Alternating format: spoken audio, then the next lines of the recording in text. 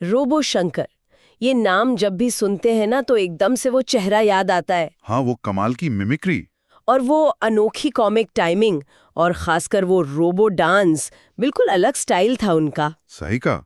लेकिन अभी हाल ही में 18 सितंबर 2025 को उनके अचानक चले जाने की खबर आई, बहुत चौंकाने वाली थी। हाँ, बिल्कुल।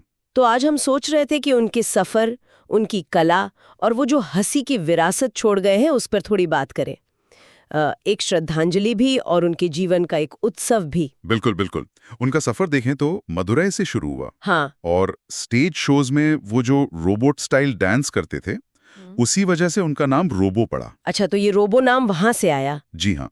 फिर टीवी और फिल्मों में अपनी जगह बनाना आसान नहीं था। उन्होंने शुरू में बॉडी बिल्डिंग में भी हाथ आजमाया था। ओह। हाँ, लेकिन वो राह शायद उनके लिए नहीं थी।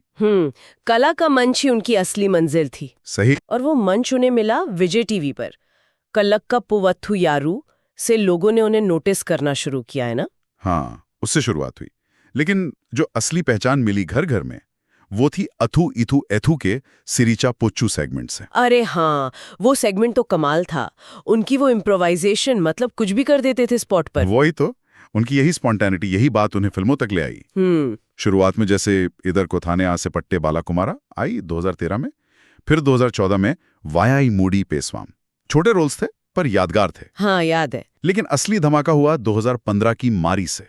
वो फिल्म उनके करियर का एक बड़ा मोड़ साबित हुई। हाँ, उसमें उन्होंने दिखा दिया कि उनकी फिजिकल कॉमेडी और टाइमिंग बड़े पर्दे पर भी कितनी जबरदस्त है। बिल्कुल, क्रिटिक्स ने भी बहुत तारीफ की थी उनकी। और उसके बाद तो फिर एक के बाद एक फिल्में, विश्वासम, इरुम्बुथिरे, सिंगम 3, बड़े बड़े स्टार्स के साथ काम किया। जी। और उन्होंने वो एक अलग जगह बनाई। सिर्फ कॉमेडी नहीं, उनकी किरदारों में एक खासियत होती थी। बिल्कुल, और सिर्फ एक्टिंग ही नहीं ना, उन्होंने दूसरे काम भी किए। हाँ, यही तो बात है। उन्होंने खुद को सिर्फ अभिनय तक ही सीमित नहीं रखा।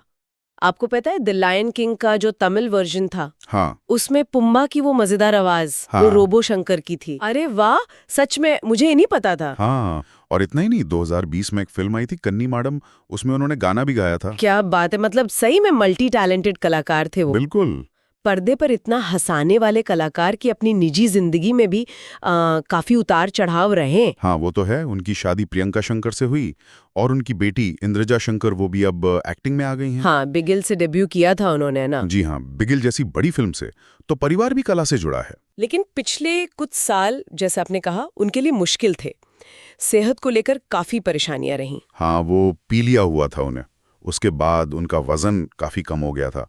फैंस भी देख रहे थे, चिंता कर रहे थे। हाँ, और उन्होंने बड़ी हिम्मत से अपनी शराब की लत से जो उनकी जंग थी उसके बारे में भी खुलकर बात की थी। हाँ, ये बहुत बड़ी बात होती है। और उन्होंने ये भी बताया था कि कैसे उस मुश्किल दौर में एक्टर धनुष ने उनकी मदद की थी। जी, ये दिखाता है कि इंडस्ट्री में भी लोग एक दूसरे का साथ देते हैं मुश्किल वक्त में। सही कहा। और फिर वो 16 सितंबर की खबर आई। वो एक फिल्म की शूटिंग कर रहे थे, गॉडजिला, और सेट पर ही गिर पड़े। हाँ, बहुत दुखद था वो सुनना। उन्हें फिर चेन्नई के जेम अस्पताल ले जाया गया। जी, और बाद में रिपोर्ट्स आई कि उन्हें गंभीर गैस्ट्रोइंटेस्टाइनल ब्लीडिंग हुई थी और मल्टीपल ऑर्गन फेलियर हो गया था। ओह।